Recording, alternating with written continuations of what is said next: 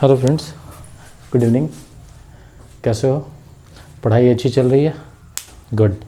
अभी 68 बीपीएससी आने वाला है, जेपीएससी आने वाला है, तो हम लोग इसके लिए पढ़ाई कर रहे हैं। और यूपीएससी में भी जो भी हम लोग इकोनॉमिक्स पढ़ रहे हैं वो बहुत हेल्पफुल होगा आपके लिए। तो हम लोग इकोनॉमिक्स पढ़ रहे हैं, ठीक है, इंडियन इकॉनमी।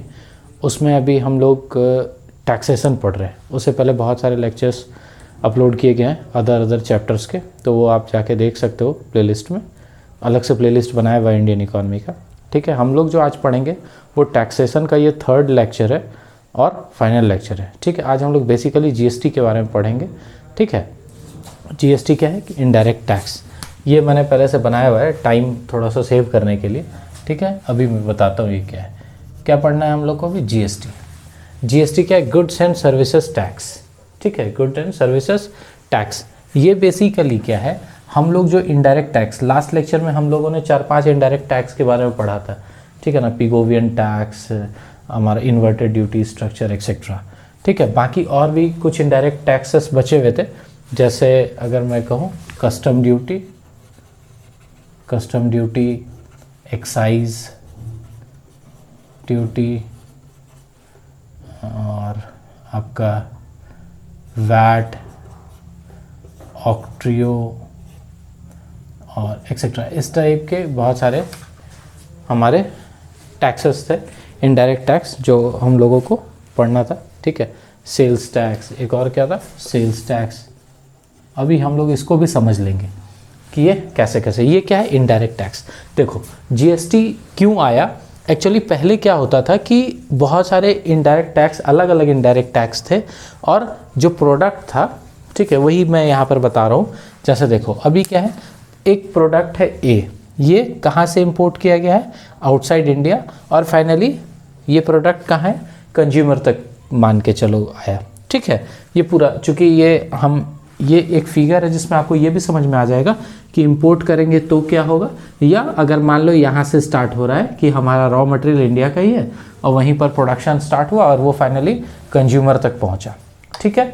तो ऐसे करके ये एक चैनल है, इकोनॉमिक चैनल, जिसमें चीज़ें इस तरह से आगे बढ़ रही है, प्रोड्यूस हो रहा है रॉ मटेरियल, फिर उसका कुछ शेप एंड साइज़ चेंज हो रहा है, उसके टाइप में चेंज होके उससे नया प्रोडक्ट बन रहा है, और वो प्रोडक्ट फाइनली क्या है? कंज्यूमर तक आ रहा है। तो ऐसे क्या होता था कि जैसे यहाँ से बाहर से आया, ठीक है, कोई भी सामान वो आया, इसमें कुछ टैक्स लगा, फिर यहाँ से गया होलसेलर के पास, फिर कुछ टैक्स यहाँ से गया, कुछ टैक्स यहाँ से गया, कुछ टैक्स, डिफरेंट टैक्स थे जिसका अलग अलग, इसी में से वो अभी मैं बताऊँगा।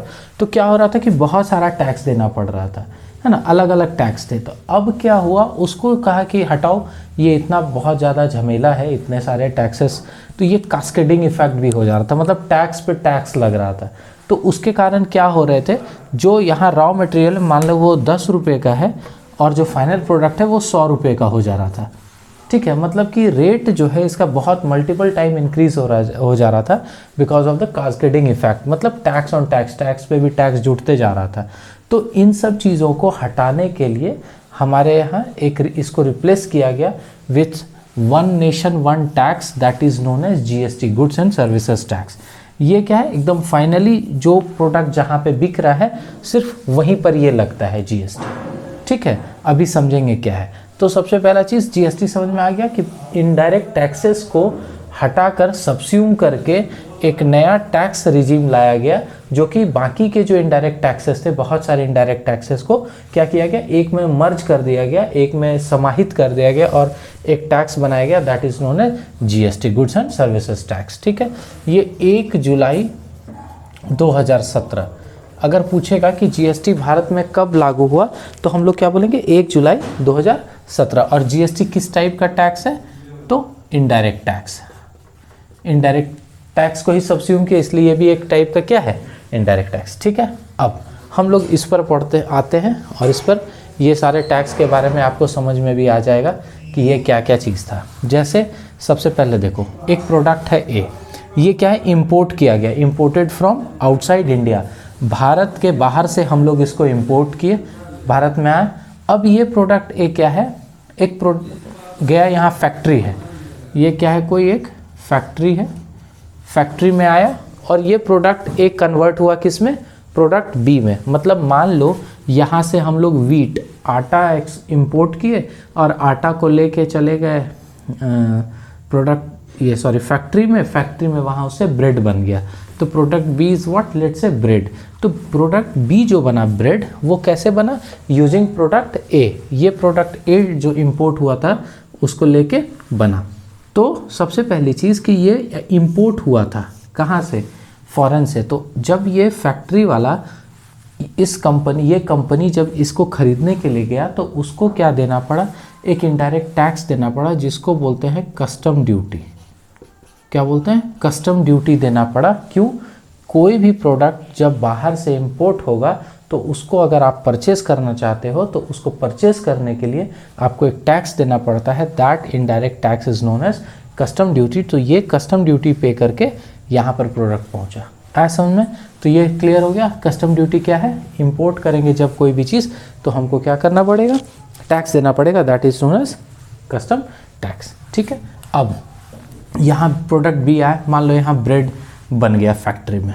अब फैक्ट्री में ब्रेड बना तो वो कहाँ गया, होलसेलर के पास। होलसेलर ने इस ब्रेड को बाय कर लिया। ठीक है, होलसेलर ने बाय किया क्या, प्रोडक्ट बी को। अब दो चीज़ है यहाँ पे समझना, दो कंडीशन है। ये जो फैक्ट्री थी मान लो ये बिहार में है, ये लेट से कहाँ है, बिहार में। और दो केस हो सकता है, ये जो होलसेलर है या तो ये बिहार में भी हो सकता है या ये झारखंड में होगा।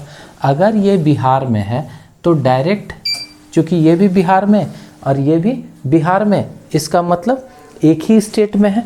तो एक ही स्टेट में जब है तो ये जब इससे सामान खरीदेगा तो होलसेलर इस पर एक टैक्स देगा जिसको बोलते हैं एक्साइज ड्यूटी।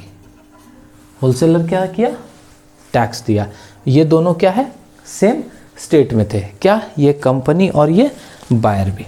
ठीक है, अब दूसरा केस कि ये कंपनी कहाँ है, बिहार में, ये होलसेलर बिहार ना होके मान लो झारखंड है, बंगाल है, कोई भी दूसरा, तब जो इस पर टैक्स लगेगा वो लगेगा ऑक्ट्रियो। ऑक्ट्रियो क्या होता है, जब हम लोग किसी भी प्रोडक्ट को जो दूसरे स्टेट में हो, अगर फैक्ट्री में हो, उसको हम लोग दूसरे स्टेट में लेकर आएंगे, इसको कह सकते हैं इंटर स्टेट, तो कौन सा टैक्स हम लोग को देना पड़ता है, दैट इज नोन एज ऑक्ट्रियो। आया समझ में। होलसेलर दो तरह का टैक्स देगा इस प्रोडक्ट बी को खरीदने के लिए, या तो एक्साइज या ऑक्ट्रियो, डिपेंड करेगा कि वो सेम स्टेट में है या अदर स्टेट में। ठीक, तो ये excise duty clear, octroi clear. उसके बाद होलसेलर के पास आ गया product B, that is bread. ठीक है, उसके बाद क्या होगा, ये प्रोडक्ट बी जो है, जो होलसेलर के पास है, ये क्या करेगा, रिटेलर को देगा। किसको, रिटेलर को, जो हमारे जो कॉलोनी में, मोहल्ले में जो शॉप्स रहता है, रिटेलर उसको देगा। तो जब ये रिटेलर को देगा तो रिटेलर को होलसेलर से बाय करने के लिए एक टैक्स देना पड़ता है जिसको बोलते हैं सेल्स टैक्स। ये क्या है, ये इनडायरेक्ट टैक्स, ये भी इनडायरेक्ट, सब इनडायरेक्ट टैक्स है। ये क्या दे रहा है इसको, sales tax. That is known as what retailers have to pay is known as sales tax. ठीक है, रिटेलर ले लिया। उसके बाद फाइनली ये किसके पास गया, हम लोग गए दुकान से, हम लोग खरीदे क्या, ये ब्रेड। तो हम लोग क्या हुआ, फाइनली इस पर क्या देंगे लास्ट में, आप देखते भी होंगे, याद भी होगा आपको, जब आप रेस्टोरेंट में जाते थे, खाना खाते थे, तो आपको लास्ट में बिल जब आता था तो आप बोलते थे बाप रे इतना इतना टैक्स लग गया। That is VAT, value added tax जो होता था, वैट। तो जब हम लोग खरीदते हैं रिटेलर से, हम लोग क्या देते हैं उस पर, वैट। तो ये भी क्या है, एक टाइप का इनडायरेक्ट टैक्स है। तो समझ में आया, ये वैट भी समझ में आ गया, सेल्स भी समझ में आया। प्रोडक्ट इंपोर्ट से कंज्यूमर तक आने तक देखो कितना इनडायरेक्ट टैक्स लगा, 1 2 3 4, या तो ये 1 2 3 4 है ना। तो मल्टीपल टैक्सेस। तो हो क्या रहा है, मान लो प्रोडक्ट ए, यहाँ पर आटा जो था लेट से, इसका 100 रुपया दाम था, और इस पर जब इस कंपनी के बाद पास गया तो 100 रुपया, मान लो 10 रुपया इस पर टैक्स ये दिया। अब आगे जब ये होलसेलर ये क्या बोलेगा, मेरा 110 रुपया लागत हो गया। अब होलसेलर जो देगा वो इस 100 रुपये पर टैक्स देगा, फिर इस 10 रुपये का अलग से टैक्स देगा। मतलब टैक्स ऑन टैक्स, इसको कैस्केडिंग इफेक्ट कहते हैं। तो इसी चीज़ को हटाने के लिए, ख़त्म करने के लिए गवर्नमेंट ऑफ इंडिया ने एक one nation one tax scheme लाया, जिसके तहत जीएसटी हमारा आया किसमें, यूज़ में। आया समझ में? तो जीएसटी क्या है, ये इन सारे इनडायरेक्ट टैक्सेस को हटाकर एक टैक्स किया गया, दैट इज़ जीएसटी। अब देखो एक चीज़ और समझो, मान लो ये प्रोडक्ट ए है, ये इंपोर्ट हुआ विशाखापत्तनम में, और ये जो प्रोडक्ट बी है जो बाई किया कंज्यूमर, ये मान लो कंज्यूम किया बिहार में, ठीक है। तो जो जीएसटी देना पड़ेगा वो कहाँ देना पड़ेगा, यहाँ पर, जहाँ पर फाइनल कंजम्पशन हुआ है, जहाँ पर फाइनली कंज्यूमर ने इसको परचेज किया है, वहाँ पर क्या है, जीएसटी पे करना पड़ता है। ठीक है, आगे बढ़ते हैं। तो हम लोग कह सकते हैं कि क्या है, जीएसटी क्यों लाया गया, ताकि मल्टीपल टैक्सेस से बचा जाए। और ये ऑक्ट्रियो क्या है, जब कोई भी सामान कोई एक फैक्ट्री से निकल के होलसेलर के पास जाता है, और अगर वो फैक्ट्री होलसेलर दो अलग स्टेट में हो, तो उस फैक्ट्री से अदर स्टेट में जो होलसेलर है उसके पास जब सामान जाता है तो उसको उस पर एक टैक्स देना पड़ता है, that is known as octroi. Okay, चलो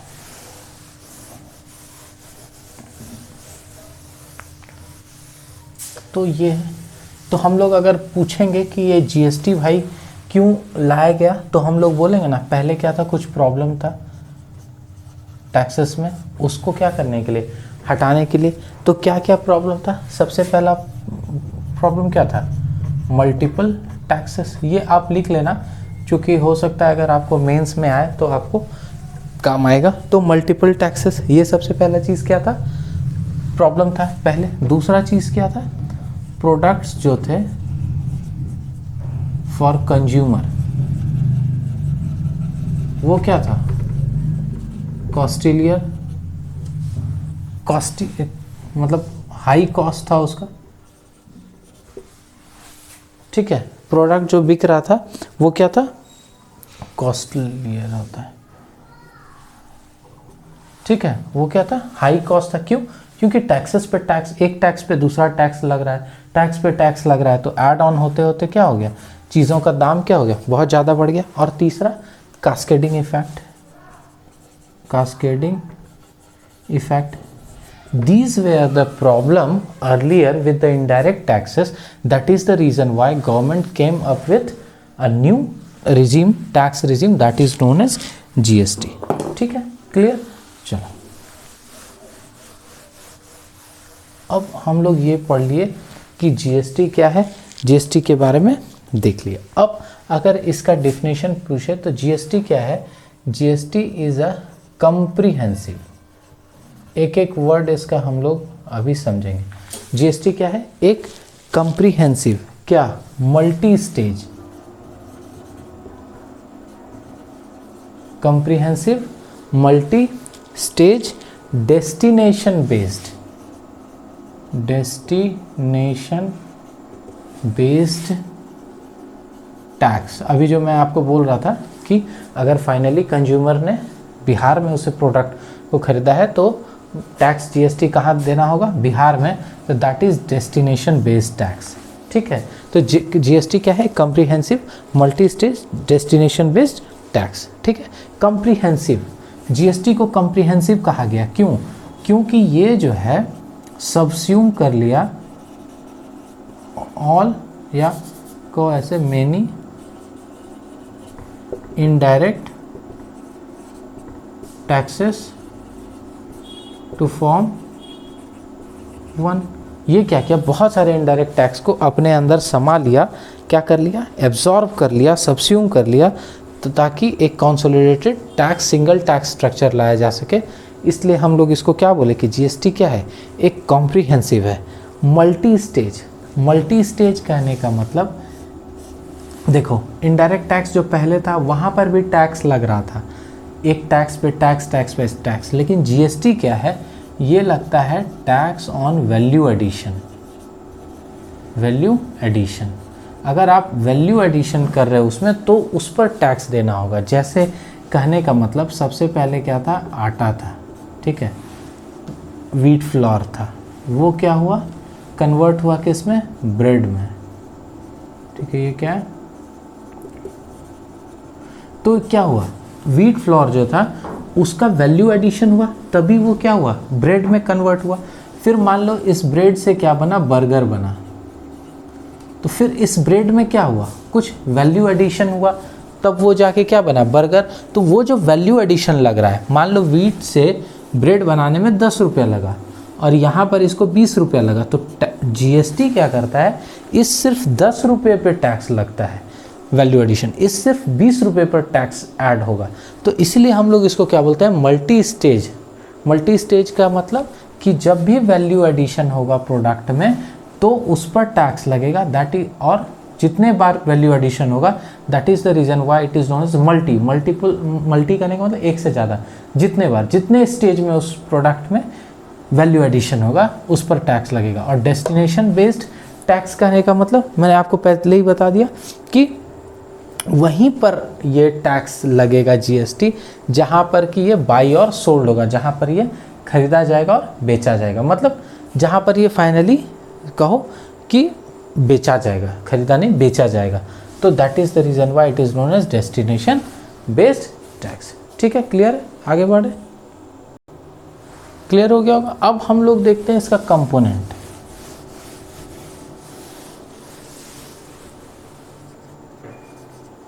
कंपोनेंट ऑफ जीएसटी, इसलिए इसको थोड़ा हम लोग एलैबोरेटली पढ़ रहे हैं क्योंकि न्यू चीज़ है तो ये बार बार पूछता है जीएसटी। ठीक है, तो सबसे पहला क्या है, सी जीएसटी, दूसरा एसजीएसटी और तीसरा आईजीएसटी। ये क्या है, C for central, S for state, I for integrated. ठीक, ये क्या है, central GST, S is state GST and this is integrated GST. देखो ये क्या, सेंट्रल जीएसटी का मतलब क्या है कि ये कलेक्टेड बाय सेंट्रल गवर्नमेंट, इसको सेंट्रल गवर्नमेंट कलेक्ट करती है। ठीक है, इंट्रा स्टेट मतलब एक स्टेट से दूसरे, सेम स्टेट की बात अभी यहाँ हो रही है। तो जीएसटी अगर होगा जो सेंट्रल गवर्नमेंट कलेक्ट करेगी जीएसटी को अगर, तो वो क्या कहलाएगा, सीजीएसटी। ठीक है, एसजीएसटी स्टेट जीएसटी क्या है, ये collected by state government, collected by state government. अलग अलग चीज़ों पर अलग अलग टैक्स लगता है, मतलब टैक्स लगता है, कोई किसी पर सेंट्रल अपना टैक्स लगाती है, मतलब सेंट्रल वसूली करती है, कुछ स्टेट वसूली करती है, कुछ इंटीग्रेटेड मतलब जो लोकल म्यूनसिपल बॉडीज़ होती है वो करती है, मतलब करती है। और ये थर्ड क्या है हमारा, इंटीग्रेटेड जीएसटी। ये क्या है, किस पर, कौन इसको एक्चुअली कलेक्ट कौन करता है, सॉरी वो मतलब collected by central government for interstate transaction. अगर ट्रांजैक्शन जो है वो इंटर स्टेट हुआ होगा, कहने का मतलब ट्रांजैक्शन कहो या सेल, अगर सेल जो है वो एक स्टेट में बना है कोई चीज़ और बिका दूसरे स्टेट में जाकर, तो उस पर जो टैक्स लगेगा GST, that is IGST. It is also known as integrated GST. ठीक है, ये क्या है, तीन कंपोनेंट है, सीजीएसटी, एसजीएसटी और IGST.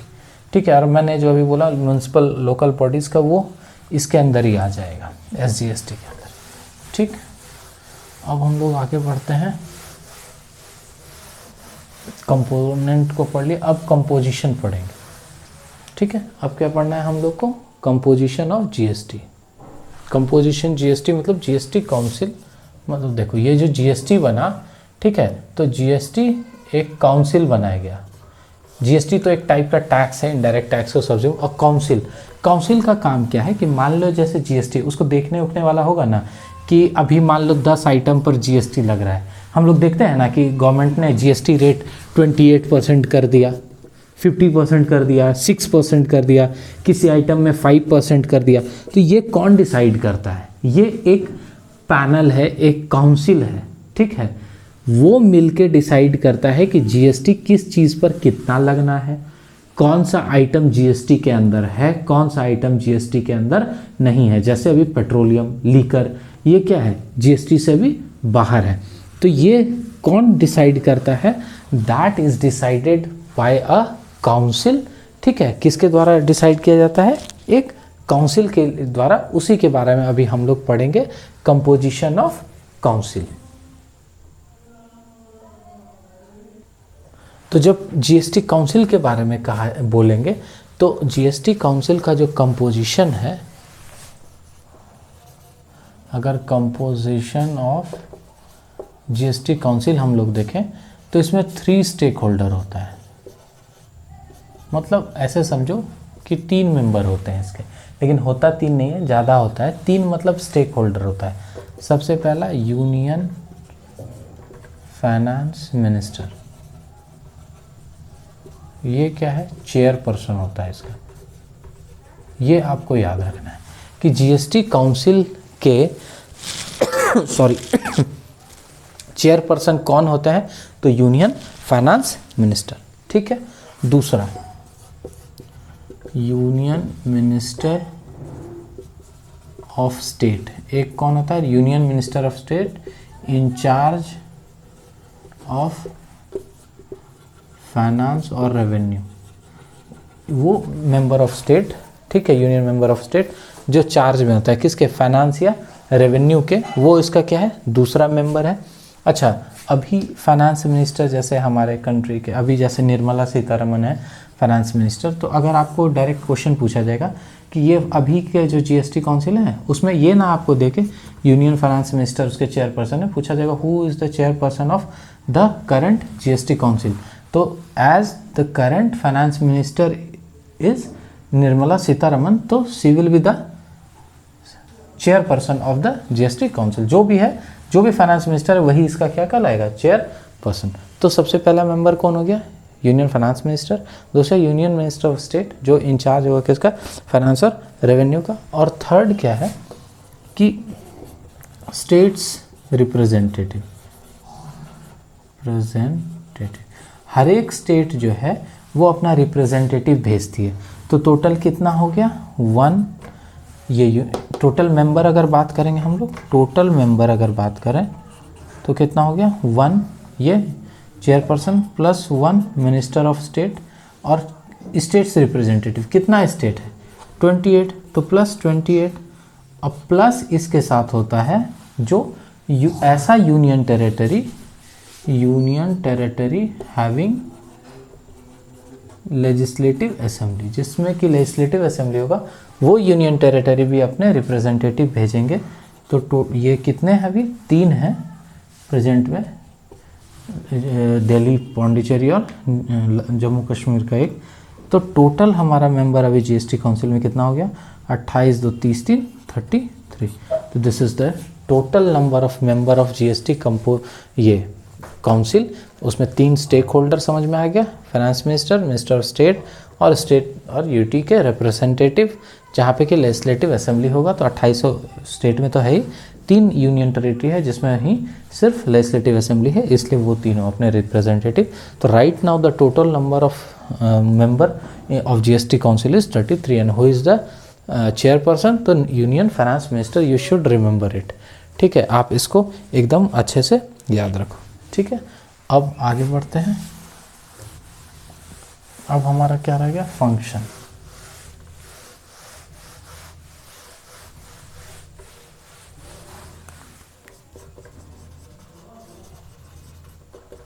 Function of GST council. GST council जो है हमारा, उसका फंक्शन क्या है? अभी मैंने बताया जीएसटी काउंसिल क्या है। अभी जैसे बता रहा था कि आप रेगुलर न्यूज़पेपर में देखते होगे कि आज जीएसटी इतना, फलाने चीज़ पर फलाना लग गया, इस पे इतना लग गया। तो टाइम टू टाइम ये चेंज करता है। तो वो जो चेंज करता है वो क्या चीज़ चेंज करता है? इंक्लूजन और एक्सक्लूजन। मान लो कोई भी चीज़ का, अभी ये जैसे petroleum, this is not under the right now, petroleum is not under the purview of GST. GST इस पेट्रोलियम के पे नहीं लगता है, मतलब petroleum is out of the GST regime. ठीक है, तो ये कैसे, कौन डिसाइड किया होगा कि पेट्रोलियम को हम लोग अभी जीएसटी के अंदर नहीं लेंगे? तो वो कौन डिसाइड किया होगा? यही जीएसटी काउंसिल। ठीक है, तो इंक्लूजन और exclusion of items under GST, GST में जो आइटम्स होगा जिसको डिसाइड किया जाएगा कि ये जीएसटी के अंदर रहेगा या नहीं रहेगा, तो वो कौन करेगा? ये जीएसटी काउंसिल, जीएसटी स्लैब का दो इसको, ठीक है। दूसरा रेट ऑफ जीएसटी, जो जीएसटी है वो रेट कि किस चीज़ पर रेट लगेगा, ठीक है, या रेट कहो या रेट ऑफ टैक्सेस, ठीक है। इंक्लूजन और exclusion of rate of taxes of GST, GST का जो टैक्सेस का रेट है हु विल डिसाइड, तो GST council will decide that. And last तीसरा कि डिस्ट्रीब्यूशन, डिस्ट्रीब्यूशन ऑफ फंड अभी क्या है 50-50% है स्टेट और सेंट्रल गवर्नमेंट में, तो डिस्ट्रीब्यूशन ऑफ फंड, ये फंड टैक्सेस वो क्या है, कौन डिसाइड करेगा टैक्स का डिस्ट्रीब्यूशन, तो वो भी डिसाइड करेगा कौन, सॉरी जीएसटी काउंसिल। क्लियर हो गया होगा। तो ये क्या है फंक्शन। तो हम लोग को जीएसटी में अभी इतना ही जानना है, इतना जान के हम लोग कोई भी क्वेश्चन कर सकते हैं। बस वो जो फर्स्ट फिगर मैंने आपको बताया वैसे आपको बहुत कम समझ में आएगा, ये समझाया जाएगा, तो उसको आप अच्छे से याद रखोगे तो सारा इनडायरेक्ट टैक्सेस आपको समझ में आ जाएगा, साथ साथ जीएसटी भी समझ में आ जाएगा। उसके बाद लास्ट एक टॉपिक है नापा। ये क्या होता है? National anti profiteering agency authority.